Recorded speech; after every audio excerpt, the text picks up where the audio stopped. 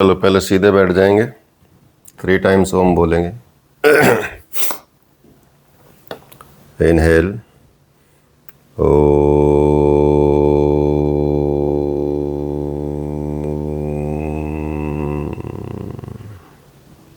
Inhale ओ,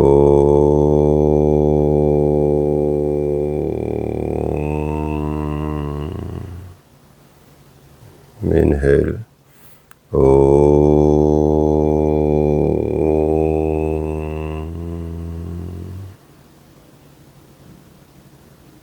relax, gently open your eyes. Hariom.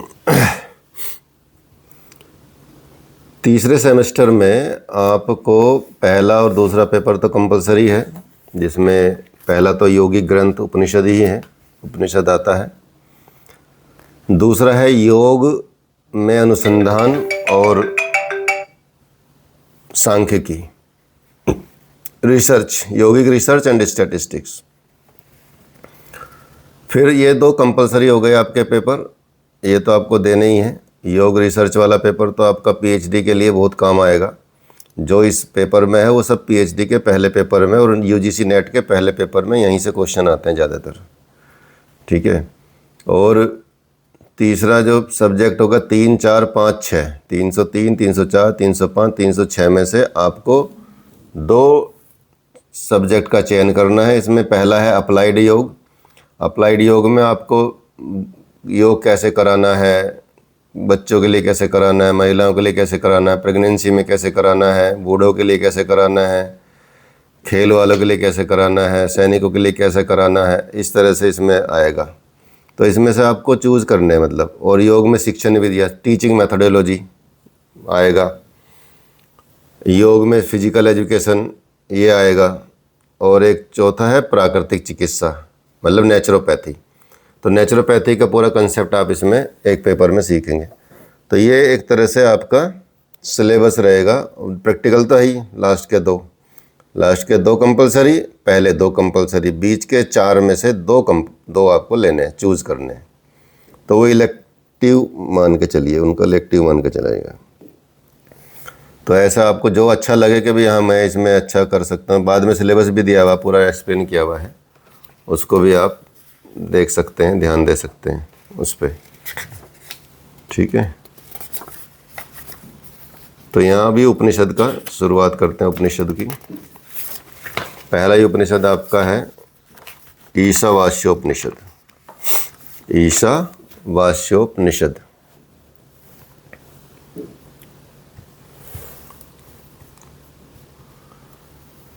ठीक है।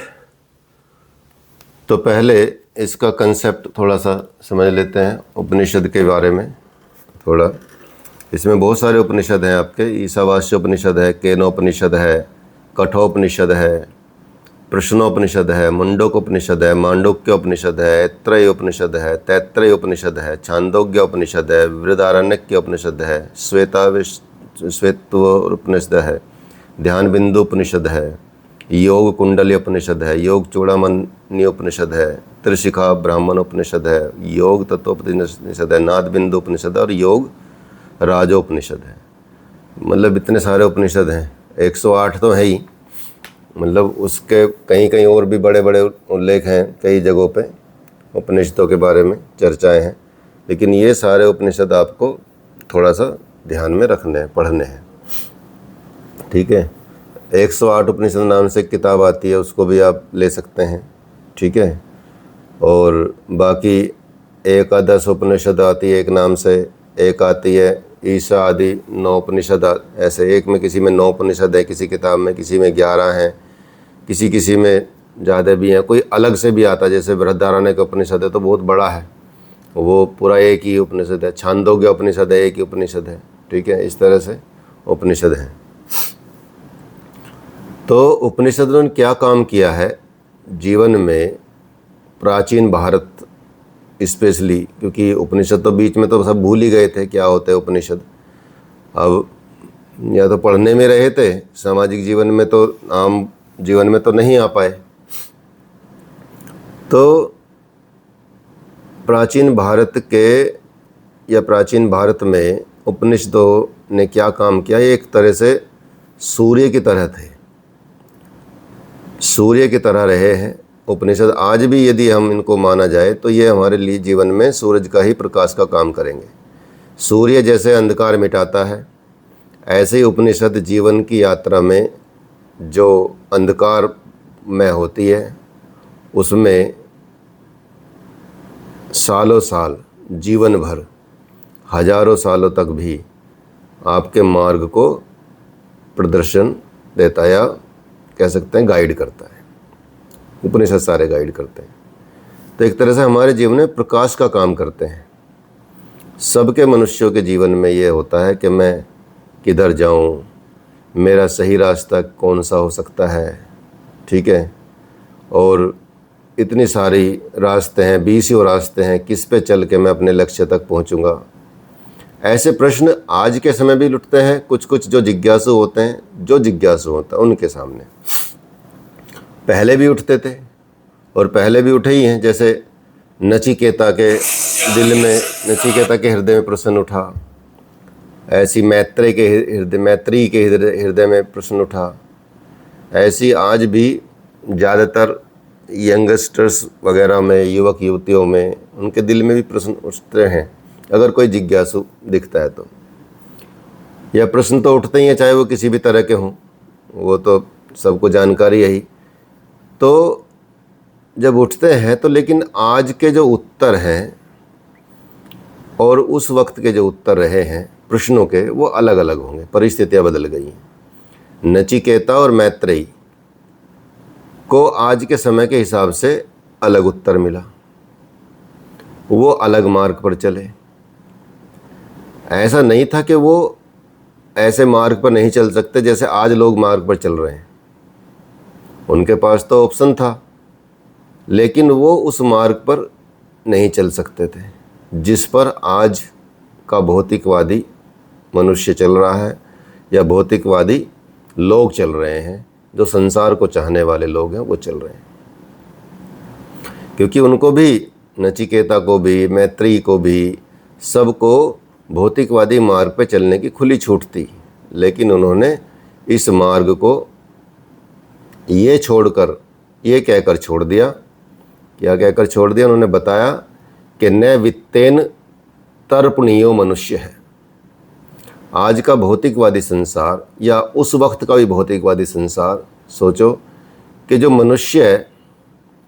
मनुष्य धन धान्य से अंतिम तृप्ति नहीं प्राप्त कर सकता।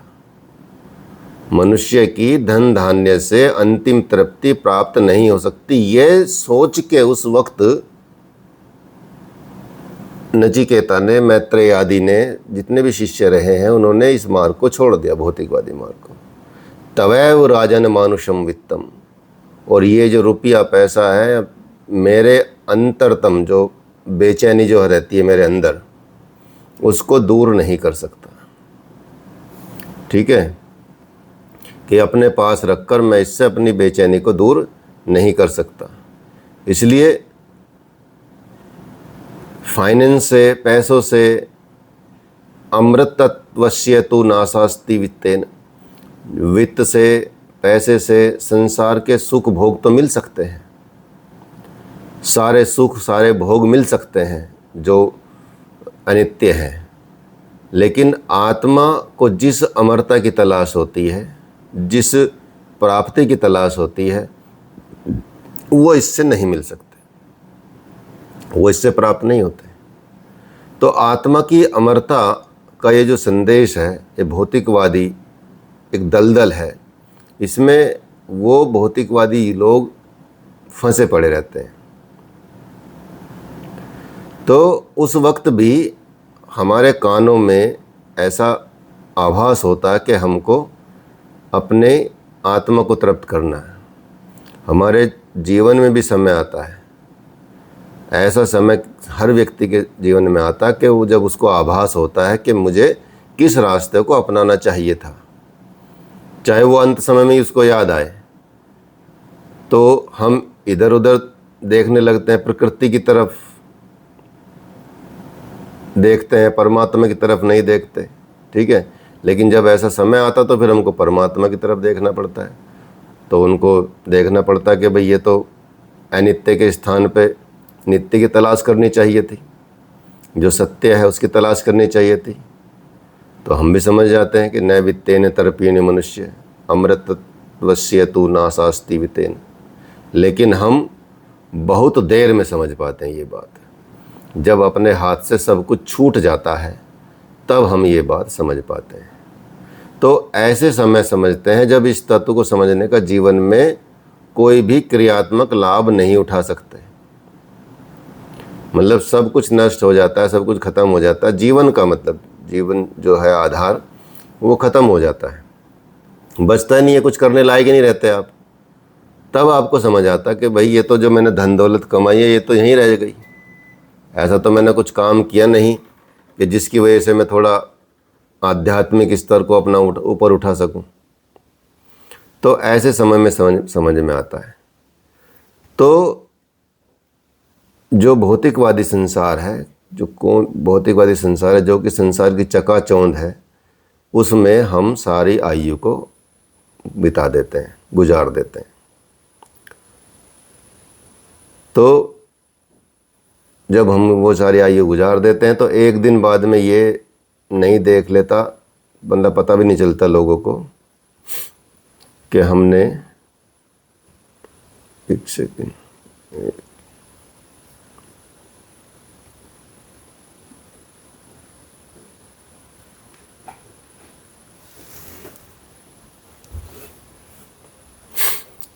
ठीक है, लाइट चली गई थी इसलिए इंटरनेट चला गया था। तो इसलिए यहाँ बताया जाता है कि भौतिकवादी संसार तो है, सारी उम्र हम उसमें गुजार देते हैं, लेकिन बाद में हमको पता चलता है कि ये सब तो धोखा था। इसमें से कुछ भी तो ऐसा नहीं था जो टिकने वाला हो, कुछ भी टिकने वाला नहीं था। लेकिन जब उसकी आँख खुलती है तो उसके हाथ में क्या रह जाता है? कुछ नहीं। इसलिए इसको नित्य मानकर उसने झूठ बोला। मनुष्य झूठ बोलता है, दुराचार करता है, नित्य मान लेता है इस सुख को, इस वैभव को, इस सारी संपत्ति को, भौतिकवाद जगत को, और झूठ बोलता है, दुराचार करता है, अत्याचार करता है, किसी का खून भी बहाता है, आबाई तबाही मचाता है। लेकिन ये सब तो भूल भुलैया है, एक गोरख धंधा जैसा बात मान के चल सकते हैं। असली वस्तु की तलाश जिसको उसको करनी चाहिए थी, जिसे वो जन्मांतर से ढूंढ रहा था, वो हाथ आते आते भी उससे निकल जाती है। अर्थात मनुष्य का जन्म मिला उसको, और मनुष्य का जन्म मिला कि वो प्राप्त कर ले जन्मांतर से, इसलिए भटकता आ रहा है, लेकिन अंत में जाके उसको वो हाथ भी नहीं लगती, छू तक नहीं सकता। तो ये भावना हर मनुष्य के जीवन में किसी न किसी समय साकार बनकर खड़ी हो जाती है। लेकिन ये आभास कैसे होता है? जो आध्यात्मवादी लोग होते हैं उनके जीवन में ये पहले ही आ जाती है बात, बहुत समय पहले पता चल जाता है उसको। और भौतिकवादी जीवन जीने वालों के जीवन में बहुत बाद में आती जरूर है, ठीक है।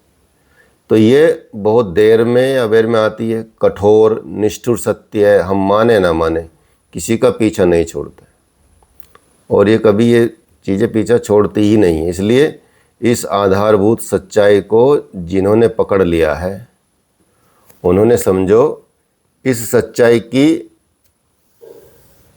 एक तरह से घोषणा कर दी है, उन्होंने ऐलान कर दिया एक तरह से।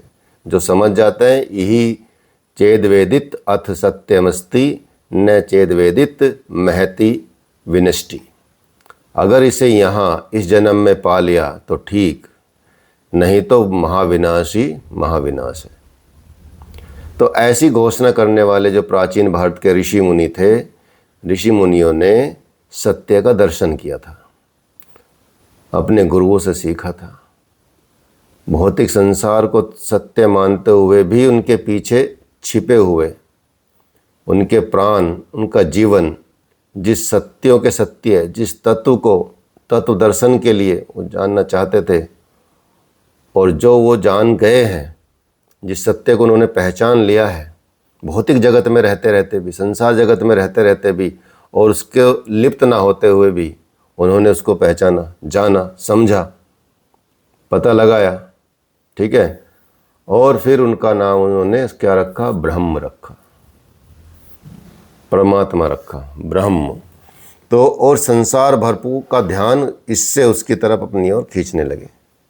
जिस विद्या का उन्होंने जन्म दिया, जिसका नाम ब्रह्म विद्या रखा गया, जिसको हम ब्रह्म विद्या कहते हैं, और जो ब्रह्म विद्या का प्रतिपादन करते हैं, जो ब्रह्म विद्या को बताते हैं कि ब्रह्म विद्या है क्या, ब्रह्म विद्या क्या होती है, कैसे होती है, कैसे इसको प्राप्त किया जा सकता है, वो जहाँ बताई जाती है, जिन ग्रंथों में बताई जाती है, उन ग्रंथों का नाम है उपनिषद।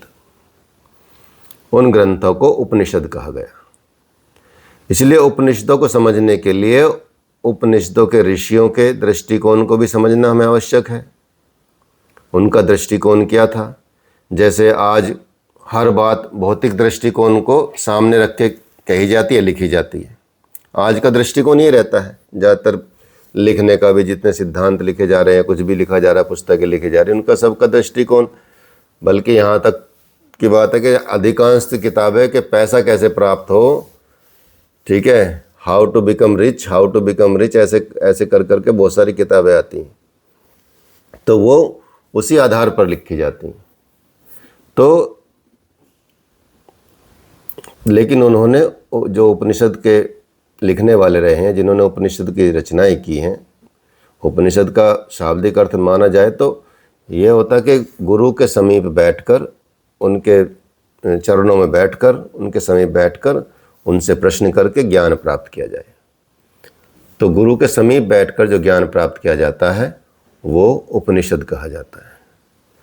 इसलिए भौतिक दृष्टि से चाहे जो भी रहा हो, लेकिन जो उपनिषदकार रहे हैं हमारे, उन्होंने आध्यात्मिक दृष्टिकोण को ही सामने रखा और उसी आध्यात्मिक दृष्टिकोण को सामने रख कर सब कुछ कहा, उसी आध्यात्मिक दृष्टिकोण को सामने रख के उन्होंने सब कुछ लिखा, सब कुछ बताया। तो उनका कहना एकमात्र यही था, जिन्होंने अनुभव किया कि सृष्टि सत्य है, परंतु इससे भी ज़्यादा कोई दूसरी वस्तु सत्य है। सृष्टि दिखने में सत्य दिख रही है, लेकिन इससे भी आगे की एक वस्तु है जो और भी सत्य है। उस सत्य की सत्ता से ही सृष्टि का ये रूप दिखता है। असली सत्य ये नहीं है जो दिख रहा है, असली सत्य तो वही ब्रह्म है, वही आत्मा है। उसी को जानकर मनुष्य अमृत होता है, अमर होता है। तो उनका कहना था कि जो इस सृष्टि को पा लेता है, जैसे हम इस सृष्टि को प्रत्यक्ष देखते हैं, वैसे ब्रह्म को प्रत्यक्ष देखने लगता है। जब आप ब्रह्म विद्या प्राप्त कर लेते हैं तो जैसे ही सृष्टि प्रत्यक्ष दिखती है, वैसे ही ब्रह्म भी प्रत्यक्ष दिखता है। प्रत्यक्ष दिखने का मतलब ये नहीं कि स्थूल इन आँखों से दिख जाएगा। इसका मतलब ये है कि इन आँखों से तो वो इस सृष्टि को देखता है, लेकिन इस दृष्टि से हर वस्तु को वो एक पर्दे के तौर पर देखता है, पर्दे के पीछे देखता है, इसकी ओट में, पर्दे वाले में, सब में देख लेता है। जैसे स्वप्न आप इस शरीर से जागृत अवस्था से कोई देखते हैं, स्वप्न के लिए तो आपको सोना पड़ेगा, ठीक है, तब आपको स्वप्न दिखेगा। और स्वप्न में ये वाला जगत गायब हो जाता है, फिर स्वप्न जगत रहता है। जब आप इस जगत में आते हैं तो स्वप्न जगत की यादें भी रहती हैं, ठीक है। तो दिखता है सब, लेकिन उसकी अवस्था होनी चाहिए, उसकी अवस्था आती है। जैसे अर्जुन ने पूछा भगवान से भगवद गीता में कि भगवान, मैं आपके बताने से सब चीज़ें मैं समझ रहा हूँ, सारी चीज़ें समझ रहा हूँ, लेकिन मुझे ये बताइए कि ये विश्व रूप दर्शन जिसकी आप बात कर रहे हैं, ये है क्या? मुझे एक बार दिखा दो आपको, मैं भगवान तो मानता ही हूँ, कोई बात नहीं, लेकिन एक बार दर्शन दे दो कि ये विश्व रूप दर्शन मुझे शो करो, दिखाओ। तो भगवान ने कहा कि हाँ दिखा तो दूंगा, लेकिन तू इन चर्म चक्षुओं से ये नहीं देख सकता, अर्थात ये शरीर की जो आँखें हैं इनसे तू उनको नहीं देख सकता, इसलिए तुझे मैं दिव्य दृष्टि देता हूँ। तो भगवान ने भी अपना स्वरूप दिखाने के लिए एक नई दृष्टि दी, दिव्य दृष्टि दी, तब वो देख पाए। तो इसी तरह से यहाँ ऋषियों ने भी यही बात की है कि ये इसके लिए एक ऐसी दृष्टि की आवश्यकता होती है, ऐसे उसको देखने के लिए ऐसी साधना की आवश्यकता होती है ताकि आपको वो दिखाई दे। तो वही आपकी यथार्थवादी दृष्टि है। तो याज्ञवल्क्य ने बार बार कहा कि संसार है परंतु यह अंत तक रहने वाला नहीं है। संसार का यही अंतिम सार है कि ये है तो, लेकिन इससे भी हम इनकार नहीं कर सकते, लेकिन ये अंत तक रहने वाला नहीं है, इस बात से भी हम इनकार नहीं कर सकते। संसार है, दिखता है, कोई बात नहीं, लेकिन ये अंत तक रहने वाला नहीं है। इसलिए इस यथार्थवादी दृष्टिकोण को लेकर ही जगह जगह उपनिषदों में ये बात की गई है, यह सत्य नहीं है, वह सत्य है, इंद्रिय नहीं है, मन प्राण आत्मा सत्य है। इस बात से कौन इनकार कर सकता है कि जो उपनिषद हैं, उपनिषद का ये दृष्टिकोण काल्पनिक नहीं, यथार्थ दृष्टिकोण है। और ये ऐसा दृष्टिकोण है जिसके सामने सारा भौतिकवादी, आध्यात्मिकवादी दोनों विचारकों का सिर झुक जाता है। तो उपनिषद तो वो रहस्य हैं जिसने सबको अपने शरण में लिया है। तो उपनिषदों के रहस्य को समझने के लिए एक बात और समझ लेनी बहुत ज़रूरी है कि ऋषियों का कहना है कि ब्रह्म को ढूंढने के लिए कहीं दूर भटकने की ज़रूरत नहीं है। परमात्मा को प्राप्त करने के लिए कहीं दूर जाने की ज़रूरत नहीं है। क्यों? क्योंकि जो ब्रह्मांड में है वही सब कुछ पिंड में है।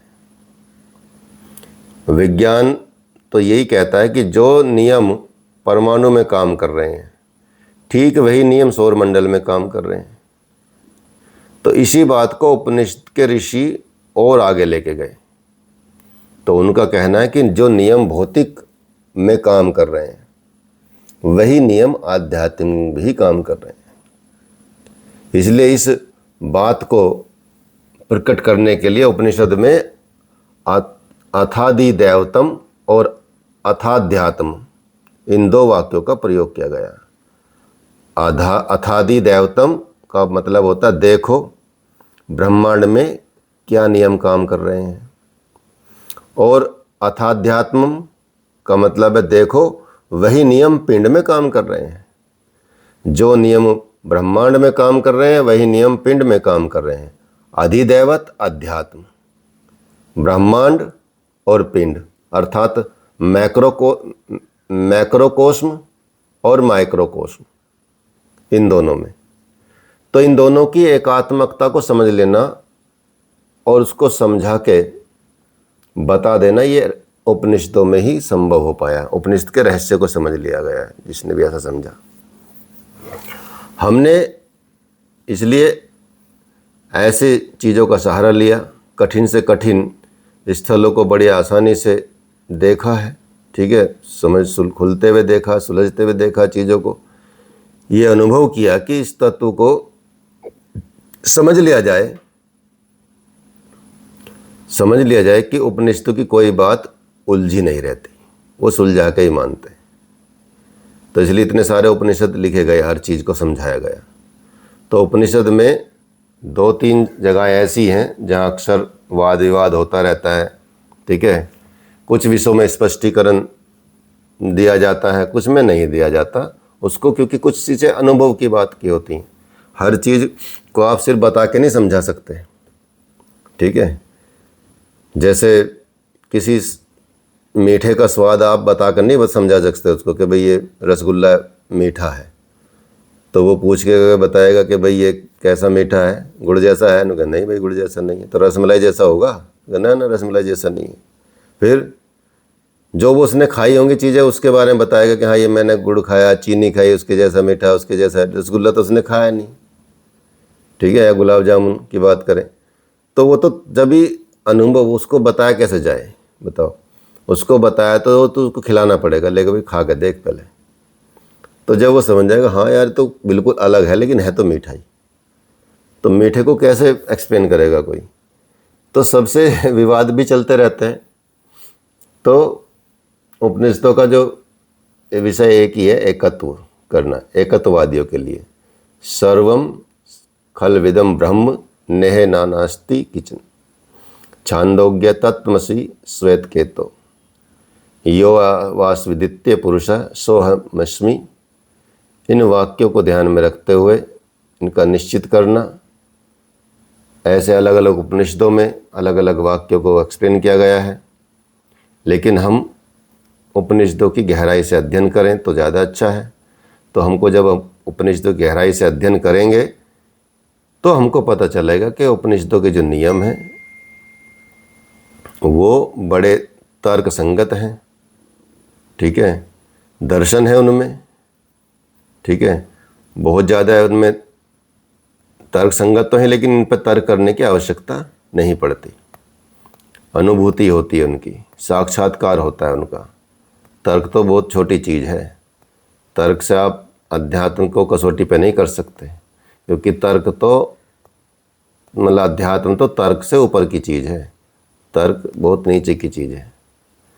तो ये उपनिषदों का दृष्टिकोण होता है। किसी ग्रंथ का प्रतिपाद्य वो विषय होता है जो सारे ग्रंथों में एक समान दिख रहा हो, एक अध्याय एक एक पृष्ठ पर वो उभर कर आता हो। ऐसे दृष्टिकोण से आप देखेंगे यदि उपनिषद हैं, उनका मतलब यही होता है कि ब्रह्मांड में हम प्रकृति में उलझे रहते हैं और पिंड में हम शरीर में उलझे रहते हैं। ब्रह्मांड में प्रकृति में उलझे रहते हैं और पिंड में हम शरीर में उलझे रहते हैं।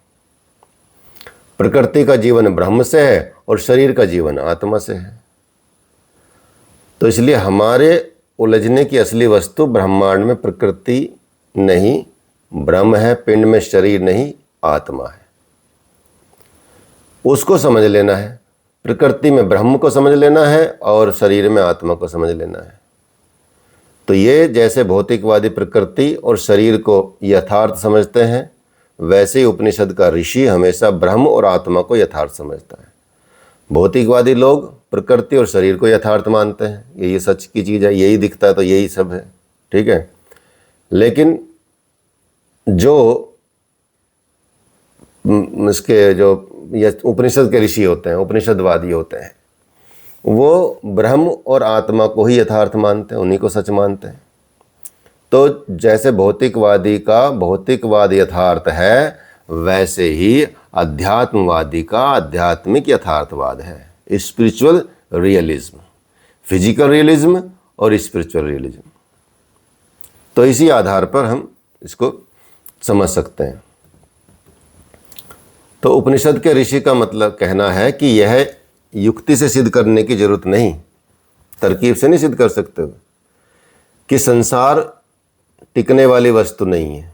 ये तो हम सबका अनुभव है। शरीर में जब प्राण निकल जाता है तो चला ही जाता है, आँख भी नहीं बचती, कान भी नहीं बचती, नाक, सब भागने लगते हैं, एक एक करके सब चले जाते हैं।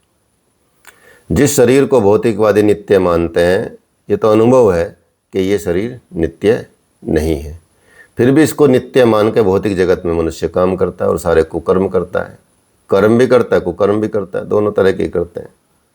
फिर हम इसमें क्यों उलझ रहे हैं? तो इसलिए उस आत्म तत्व पाने का यत्न क्यों ना करें जिसके कारण ये सब कुछ चल रहा है, जिसके बिना ये सब कुछ होता ही नहीं है। होता हुआ भी क्षण भर में भाग जाता, खत्म हो जाता है। तो ये विचार उपनिषद के हर चैप्टर में देखने को मिलेगा, एकत्व, द्वित्व, ठीक है, ये सारी चीज़ें। इसलिए उपनिषदकार दार्शनिक दृष्टि नहीं बल्कि अनुभव की दृष्टि से सत्य की खोज में लगे रहते हैं। या उपनिषदकारों ने क्या किया, दार्शनिक दृष्टि से कम अनुभव की दृष्टि से सत्य की खोज की है उन्होंने। तो वे यही जानना चाहते हैं कि जीवन को किस दिशा में ढाला जाए जिससे जिस सुख की तलाश में ये मनुष्य जन्म जन्मांतर तक भटक रहा है वो उसे मिल जाए। तो इसलिए उपनिषदकार की दृष्टि की जो दिमागी उड़ान, उसकी सृष्टि नहीं है, वो तो जीवन की सच्चाई वो जानना चाहता है, समस्या को हल करना चाहता है। एकत्व ठीक है या द्वैत्व ठीक है, इसको जानने के लिए जीवन पर इस बात का क्या असर पड़ता है उसको समझता है जो उपनिषदकार होते हैं, जो ऋषि होते हैं। तो उपनिषद के अकॉर्डिंग या उपनिषद के दृष्टिकोण को जानने वाले का तो जीवन का रास्ता ही बदलने लगता है। जो आप उपनिषद के अकॉर्डिंग दृष्टिकोण रखेंगे तो जीवन ही बदल जाएगा आपका। तो नचिकेता की तरह संसार के प्रलोभनों के मिलने पर भी उन्हें अनित्य समझ कर छोड़ देता है। नचिकेता की कहानी सुनी होगी आपने, आएगी उपनिषद में भी, ठीक है, कि उन्होंने उसके पिता को बोला कि जा तुझे मैं मृत्यु को देता हूँ, चले गए यमराज के पास, ठीक है। वहाँ उन्होंने प्रश्न पूछे, यमराज ने बोला कि भाई जो तू प्रश्न पूछ रहा वो तू बालक है, तेरे लिए नहीं है वो प्रश्न, बहुत गूढ़ रहस्य है उसमें, तू समझ नहीं पाएगा। तू ऐसा कर, ये ले संसार की ये चीज़ जो भी मांगे वो दे दूंगा मैं तुझे, तू राजा बन जा कहीं का, ये बन जा, तुझे जो चाहिए वो दे देता हूँ, ये प्रश्न का उत्तर नहीं देना चाह रहा मैं तुझे। तो उसने कुछ स्वीकार नहीं किया। इतने प्रलोभन दिए यमराज ने, सारे प्रलोभन दिए, लेकिन उसने स्वीकार नहीं। उन्होंने बोला कि मुझे तो ज्ञान चाहिए, मुझे नहीं चाहिए फालतू की चीज़, ज्ञान दे दोगे तो मैं खुद ही कमा लूँगा, ठीक है। कि भाई मोबाइल लेने गए, मोबाइल दे दो, उनके मुझे मोबाइल नहीं चाहिए भाई साहब, उनके बड़ा ले ले, उनका नहीं बड़ा नहीं चाहिए, मुझे तो बनाना सिखा दो, कैसे बनता है, मुझे ये कैसे बनता है इसकी पूरी टेक्नोलॉजी बता दो। तो बताते नहीं लोग, लेकिन नचिकेता कभी, मतलब उन्होंने ऐसा किया। तो याज्ञवल्क्य की तरह ही आयु के एक भाग में आकर संसार से उपराम हो जाते हैं, अनित्यों में नित्य देखने लगते हैं, अध्रुवों में ध्रुव की तलाश करते हैं। मतलब कहने का मतलब ये है, एकत्व या द्वैत्व ये दोनों उपनिषदों का स्पेशली प्रतिपाद्य विषय तो नहीं है, लेकिन दर्शन का विषय है। तो इन बातों को उपनिषदों में कहीं कहीं झलक दिखती है, दार्शनिक रूप से, अनुभूति रूप से, लेकिन उपनिषद ज़्यादातर अनुभूति पर लिखे गए ग्रंथ हैं, ठीक है। तो ये इस तरह से हमको इसको समझ लेना चाहिए। अलग अलग जगहों पे अलग अलग विधियाँ भी आती हैं, स्थलों पे अलग अलग जगहों पे इसमें उपनिषदों में भी मतलब कुछ कल विवाद भी होते हैं। कुछ लोगों की दृष्टि में आपत्तिजनक भी बात लोग बोलते हैं, आपत्तिजनक जगहों पे, जैसे बृहदारण्यक उपनिषद में 6ठे अध्याय के चतुर्थ ब्राह्मण में, जिसमें गर्भाधान का विस्तार किया गया, गर्भाधान संस्कार का विस्तार किया गया, ठीक है, पूरा वर्णन किया गया उसमें। तो मैक्स मूलर ने, जो अंग्रेज था, उसने इस स्थान को अश्लील कहकर अंग्रेजी में अनुवाद किया कि ये अश्लीलता फैला रहे हैं, ठीक है। तो लैटिन में अनुवाद किया था ताकि उसको थोड़े ही लोग पढ़ पाएँ, जो वो भाषा जानते वही पढ़ पाएंगे।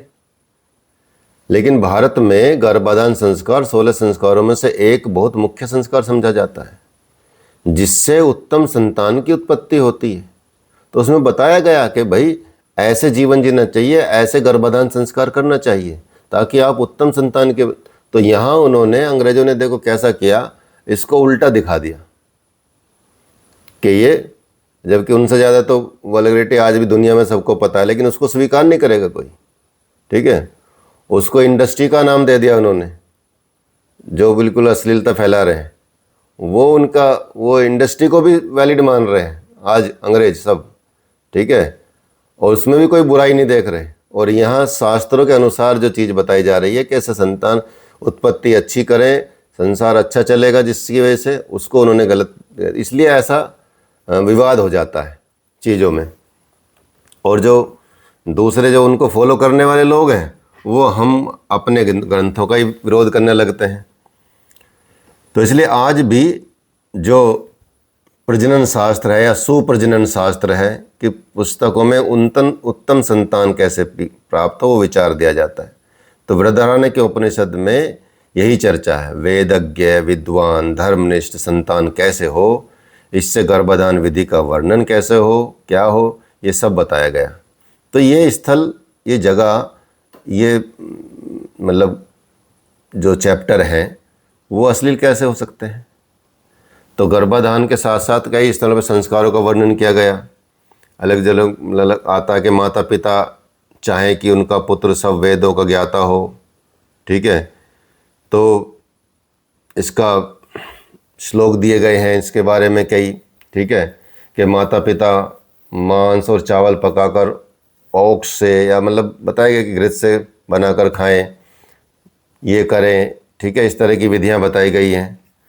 मतलब ये सारी चीज़ें उन्होंने बताई गई कि क्या कैसे करना है, तो किस तरह से कैसे करोगे तो क्या संतान पैदा होगी, ठीक है। तो ऐसे शब्दों को लेकर भी, जैसे मांस शब्द आया लिखा हुआ, तो मांस शब्द में जैसे उड़द को भी मांस शब्द में माना जाता है वेदों में, उसमें उड़द की दाल को, ठीक है। तो इस तरह से ये समझने वाली बात है कि वो इस चीज़ को समझ नहीं पाए हैं। तो जो बाद में उपनिषदों में कुछ लोगों ने लिखा तो उसको अर्थ ही बदल दिया पूरा। उपनिषदों के लेखों ने कहीं कहीं शब्दों में कई गलतियाँ कर दी, ठीक है। तो वो गलती रह गई तो वो चलती रही, सुधार किसी ने नहीं किया। तैत्तरीय उपनिषद में शिक्षा के स्थान पर शिक्षा लिख दिया, तत् के स्थान पर त्यक्त लिख दिया, निष्काम के स्थान पर निकाम लिख दिया, बस वही चलता आ रहा है। छांदोग्य में तस्मादस्तः संज्ञा जात, ये वाक्य आता है, इसका शुद्ध पाठ जो होता है वो तस्मादस्तः संज्ञा जायते या तस्मादस्तः सद जायता इति, ये होना चाहिए, लेकिन वहाँ जाकर तो वही चलता आ रहा है। तो ऐसे जिसने जो थोड़ा परिवर्तन कर दिया तो बस किसी ने ध्यान ही नहीं दिया उस पर लिख के, एक बार गलत लिखा तो लिख दिया गया। जिस स्थान पे विषय की चर्चा कर रहे हैं उस स्थान का शुद्ध पाठ मांसोदन न होकर मांसोदन होना चाहिए, जहाँ मांस लिखा गया, लेकिन कई बार गलती से मांस लिख दिया गया तो वैसे ही चलता आ रहा। तो इसलिए बड़ा सावधान रहना पड़ता है कि माता पिता भोजन कैसे करें, उसमें जो लिखा है ऐसा नहीं कि मांस खाने लगे। तो शरीर में बैल के समान, ज्ञान में ऋषभ के समान पुत्र रत्न को कैसे उत्पन्न करें, तो ऐसा इसमें आता लिखा हुआ कि भाई ऐसा अर्थ समझ लिया जाता है कि बैल के मांस खाने से बैल के समान ताकत वाला बच्चा पैदा होगा, ठीक है। ये ऐसे विकल्पों में आ जाता है। तो ये सब भ्रमा की स्थिति है। तो आगे पीछे के प्रकरण को समझना पड़ेगा, युक्ति संगत अर्थ ढूंढना पड़ेगा, उसको साथ में लेके आपको शरीर को बलिष्ठ बनाने के लिए, ज्ञान की धनी बनाने के लिए, वृषभ जैसी संतान बनाने के लिए वो संतान घी मिश्रित चावल और उड़द का सेवन करे, ठीक है। तो यहाँ ये आ गया है, जो उड़द का सेवन बताया गया वो मांस वहाँ समझना है, ठीक है। कि अगर ताकतवर किसी को बताना है तो उड़द का सेवन करना बताया गया है, ठीक है। घी मिश्रित चावल का बताया है, घी से मिले हुए, घी में बनाए हुए चावल या घी के साथ खाने वाले चावल, तो ऐसे प्राप्ति होती है, ज्ञानी भी होएगा, धनी बलिष्ठ भी होगा। तो इस तरह से किया जाता है, ठीक है। लेकिन उड़द का ज़्यादा सेवन करेंगे तो उड़द से क्या होती है, अकल कम होती है, ठीक है, दिमाग कम होता है उड़द से। कोई उपनिषद में आती है कहानी ये कि या आयुर्वेद में भी है, कोई बच्चा ज़्यादा प्रश्न पूछता था गुरुजी से, ठीक है, क्लास में जाता था, बहुत प्रश्न पूछता था। अब इतना तेज था, बुद्धिमान था कि जो भी गुरुजी उत्तर देते थे उसका फिर उसका उत्तर और निकल लेता था वो प्रश्न वहाँ से। अब गुरुजी परेशान हो गए कि भाई इतना तेज दिमाग का आदमी कहाँ से आ गया बच्चा, इसने परेशान कर दिया, ठीक है। उसने पूछा किसी से, आयुर्वेदाचार्य से, यार जैसे कि भाई ऐसा है, जैसे ही आए ना इसको इतना उड़द की दाल बढ़िया सी बना के खिला दिया करो रोज़, ठीक है। तो उड़द की दाल खाता गया, प्रश्न पूछता कम चला गया, अर्थात उसकी बुद्धि कम हो गई। तो उड़द की दाल को इसलिए कम खाया जाता है, जिसकी बुद्धि तेज है वो खाए, उसकी बुद्धि कम हो जाएगी, और जिसकी कम है तो वो तो एकदम मूर्ख हो जाएगा।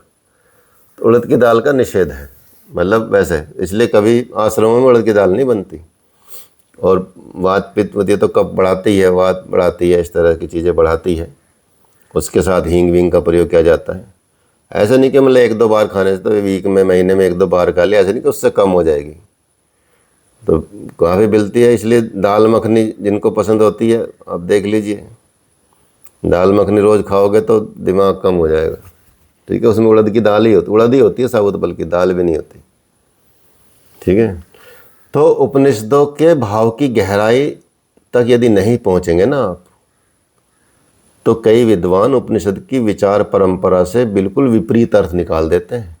ये टीवी में जो बहस होती ना, हालांकि इन पर तो नहीं होती क्योंकि इतना तो ज्ञानवान कोई है नहीं, ठीक है, सुधांशु त्रिवेदी को छोड़ के, ठीक है, वो सबसे बड़ा मतलब बहुत ज्ञानी व्यक्ति है, वो हर जगह से अध्ययन करके निकालता है, उतना बड़ा रिसर्च की हुई है, इसलिए वो सबको पछाड़ देता है। सनातन वेदी कोई बोलता है तो वो सबकी बोलती बंद करता है 1 मिनट के अंदर, ठीक है। तो ऐसी वो भी नहीं होती, इसलिए छांदोग्य में रैक्व ऋषि की कथा आती है जिसमें लिखा कि राजा जानश्रुति ब्रह्म विद्या के उपदेश के लिए रैक्व के पास गया, उसके साथ धन धान्य रथ अपनी कन्या को भी लेके जाता है। तो ऋषि के विषय में लिखा गया है कि तस्या है मुख मुपोद्चाओ, उदो उपोदग्रहण या सीधा साधा अर्थ मान लिया जाता है तो मुख को ऊपर करके, परंतु विद्वानों ने इसका अर्थ लगाया कि स्त्री के मुख को चूम कर, ये बता दिया विद्वानों ने, मतलब विद्वान कहाँ रह गए, मूर्ख हो गए ना वो तो ऐसा अर्थ लगा के इसमें प्रस्तुत किया गया उपनिषदों में, ठीक है, बदल दिया गया। तो ऐसे फिर तो यही समझा जाएगा कि भाई ये कैसे, ऋषि भी कैसे थे भाई। तो ऐसे अर्थ न प्रकरण में कहीं खपते हैं, न ही शब्दों में ऐसा कोई अर्थ निकलता है। तो उपनिषद में तो एक ऐसा कोई अर्थ निकलता है, प्रतीत होता है कि जब भी सारे ग्रंथ विचार क्रम को देखे जाए तो उससे मेल खाने वाले अर्थ करना चाहिए, दूसरा नहीं। इसलिए हर ग्रंथ के भाव को समझने का सही तरीका यही है कि उपनिषदों की विचारधारा को, चित्त को अपने आग्रह से जो खींचे, मन से ध्यान दें और उसके सही अर्थों को, आगे पीछे के प्रकरण को समझें, ठीक है। क्योंकि मुसलमानों ने कई शताब्दी तक भारत पर राज किया, ठीक है, लेकिन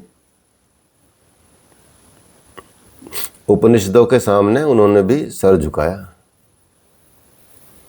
ठीक है। मतलब उपनिषदों के सामने उनको भी सर झुकाना पड़ा कि भाई ये उपनिषद तो कुछ अलग ही चीज़ है। शाहजहाँ का ज्येष्ठ पुत्र था औरंगजेब का भाई दारा सिको, उपनिषदों पर एकदम लट्टू रहता था, मतलब पगलाया रहता था उपनिषदों के लिए। काशी से बुलाए कुछ पंडित सन्यासी, लगातार 6 महीने तक उनकी कथा और सुनता रहा, उपनिषदों की व्याख्यान सुनता रहा, और विचारधारा से इतना प्रभावित हुआ कि 1556 में उसने इसका फारसी में अनुवाद कराया। बाद में दारा सिको के इसी का अनुवाद, ठीक है, कराया उसने क्विंटिल ड्यू पर्सन पेरो ने कराया, उसको पेरो बोलते हैं। तो उसे पढ़कर बहुत सारे प्राचीन शास्त्रों, संस्कृत ग्रंथों में बहुत लोगों की रुचि हुई। फिर इनके अनुवाद होते गए फारसी में, संस्कृत का जो मूल संस्कृत है उनके अनुवाद हुए। तो दारा सिको के द्वारा मुस्लिम और पैरो ईसाई जगत में उपनिषदों की विचारधारा बहुत तेज़ी से फैली थी, पूर्व और पश्चिम दोनों जगह पर, और इन ग्रंथों को बहुत श्रद्धा के साथ पढ़ने लगे थे। राजा राम मोहन राय ने भी, ई रोवर ने भी, ठीक है, मैक्स मूलर ने भी अंग्रेजी में उपनिषदों का अनुवाद किया। जर्मनी में एम शिफल ने अनुवाद किया।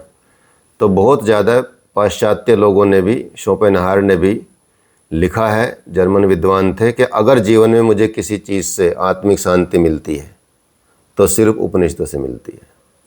अगर मैं मृत्यु के समय मुझे किस चीज़ से शांति मिल सकती है तो वो उपनिषदों से मिल सकती है, ये जर्मन के विद्वान ने कहा। तो उपनिषद इतने गूढ़ रहस्य हैं, इतने गूढ़ विज्ञान है इसमें, आप सोच भी नहीं सकते। लेकिन इसके जो कुरीतियाँ आ गई हैं उनको ध्यान में रखना है। मतलब गलत अर्थ लगा के नहीं समझ लेना है कि भाई हाँ ये है, इस तरह का कर लिया तो ये हो जाएगा, ठीक है, कि इन्होंने तो ऐसा बोला, इसमें तो लिखा हुआ है, देखो हमने भी देखा, हमने किताब में लिखा देखा।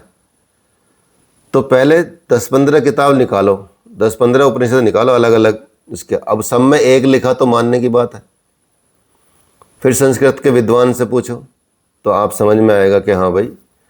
तो भारत में उपनिषदों के बहुत सारे भाषांतर हुए हैं, हिंदी में भी कम से कम आधे दर्जन से ज़्यादा हैं ऐसे ग्रंथ, ठीक है।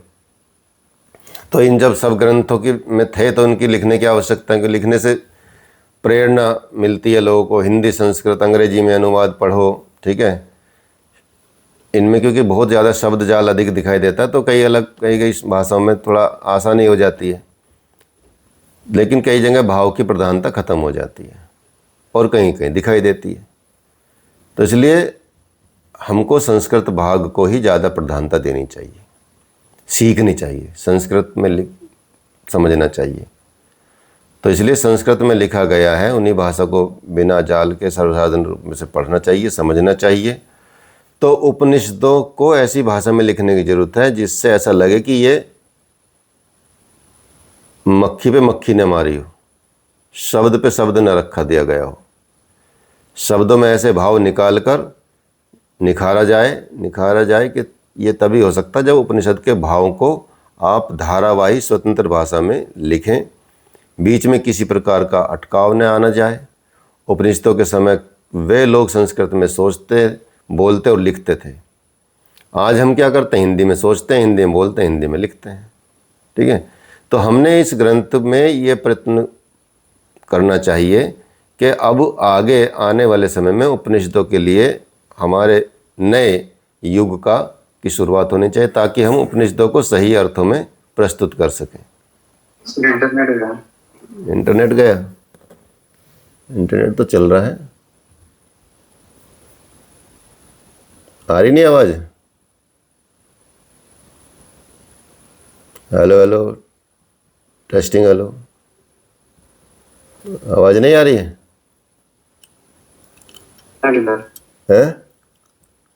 लाइट आ गई क्या? इंटरनेट कनेक्ट सर आपका सही। अच्छा, इंटरनेट आपका, एक मिनट दूसरा कर लेता हूँ।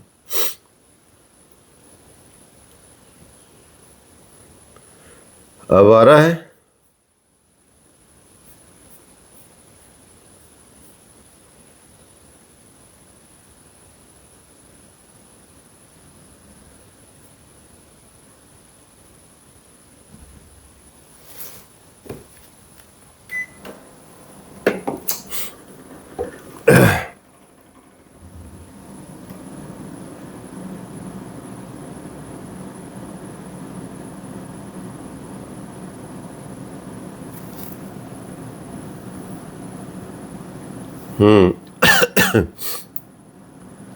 आ गया इंटरनेट तो आ रहा है, यहाँ कनेक्ट नहीं हो रहा। चलो मोबाइल वाले से क्या आ रही है आवाज अब?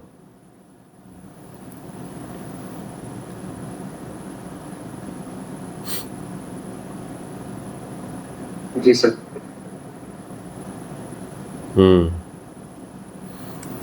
इसलिए हमने क्या किया, मूल संस्कृत भाग को हिंदी से अलग कर दिया, उसे हिंदी के साथ नहीं मिलाया। जो सिर्फ उपनिषद के भाव को समझना चाहे वो पूरी तरीके से हिंदी भाग को पढ़ता चला जाए, उसे ये हिंदी का मतलब एक तरह से हिंदी को समझता चला जाए। संस्कृत को चलो छोड़ दो, कोई दिक्कत नहीं शुरू में, जब बाद में संस्कृत को भी समझ के आप करें तो हिंदी और संस्कृत का मिलान करना चाहिए, वो मूल संस्कृत को देख कर मिलान करना चाहिए। इस दृष्टि से जब आप समझेंगे तो ये ग्रंथ आपके लिए शब्द प्रधान ना होकर भाव प्रधान हो जाएगा। भाव क्या है वो समझना है, लेकिन इसका मतलब ये नहीं कि शब्दों का हम ध्यान न रखें, शब्दों पर भी आपको बहुत ध्यान रखना है। उपनिषद के अलग अलग जगहों पे जो शब्द आए हैं उन शब्दों का भाव की दृष्टि में पूरी मीमांसा का प्रयत्न करना चाहिए, उसका खोजना चाहिए। ठीक है, संभूति या संभूति क्या है, विद्या क्या है, नचिकेता अग्नि क्या है, नचिकेता यम इंद्र वायु यज्ञ उमा आदि का क्या अर्थ है, अधिदैवत क्या है, अध्यात्म क्या है, तप क्या है, दम क्या है, कर्म क्या है, तप ब्रह्मचर्य श्रद्धा, इनका अर्थ क्या है, ऋत क्या है, सत्य क्या है, इनका संबंध क्या आपस में, अंगुष्ठ मात्र से क्या अभिप्राय है। ठीक है, भूर्भुवः स्वः के आधार में क्या, ये सारे श्लोक जो हमें वहीं से दिए गए हैं। ठीक है, तो ये अनेक शब्द इकट्ठे हैं, इनका अर्थ समझें, एक दूसरे से क्या संबंध है वो समझें और अपने अपने स्थान पर इनका विवेचन करें। इनको ऐसे लिख कर नहीं छोड़ दें, हर एक शब्द का भाव निकालने का प्रयत्न करें, तो ये भाव प्रधान भी होता जाएगा, शब्द प्रधान भी होता जाएगा। दोनों आधार पर आपको समझने का प्रयास करना चाहिए।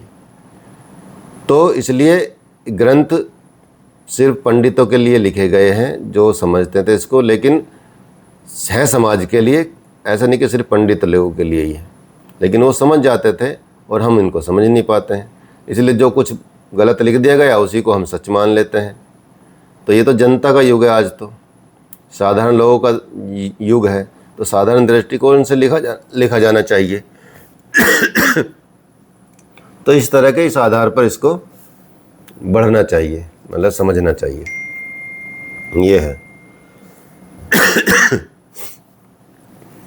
तो ये आप समझ गए कि उपनिषद को कैसे समझा जाए, कितनी गलतियां हैं उपनिषद में, क्या है उपनिषद, क्या उल्लेख करते हैं उपनिषद आपके जीवन में, संसार को दिखाने का क्या प्रयास करते हैं, प्रकृति को दिखाने का क्या प्रयास करते हैं, क्या पहुंचना है, कहाँ पहुंचना है हमको, और उपनिषदों को कितनी सावधानी से आपको समझना है। और यहाँ तक कि उपनिषदों में कैरियर भी बहुत ज़्यादा है।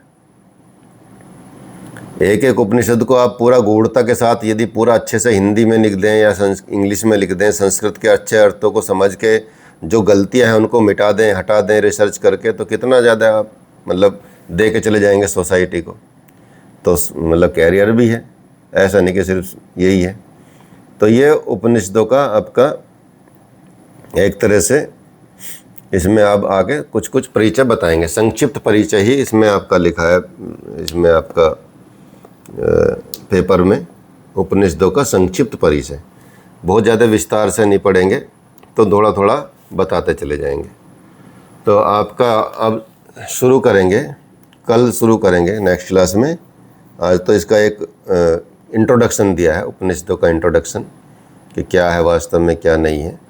तो कल से शुरू होगा आपका ईशावास्य उपनिषद, क्योंकि पहले भगवान है, परमात्मा है, तो पहले उन्हीं का नाम आया है। ठीक है, इस जो जगत में क्या है, ईश कहाँ बसे हुए हैं, भगवान कहाँ हैं, ठीक है, वो सारा आपको जगत गतिमान कैसे होता है, संसार गतिमान क्यों है, ठीक है, ये सारा पृथ्वी, चंद्र, तारे, आकाश, ये सब क्या है। तो भगवान का मतलब ईश्वर, ईश भगवान के विषय में बताया जाएगा। ठीक है, ईशावास्य उपनिषद, तो वो पढ़ेंगे कल। ठीक है, कोई प्रश्न पूछना तो पूछ सकते हैं अभी, यदि किसी को पूछना है तो।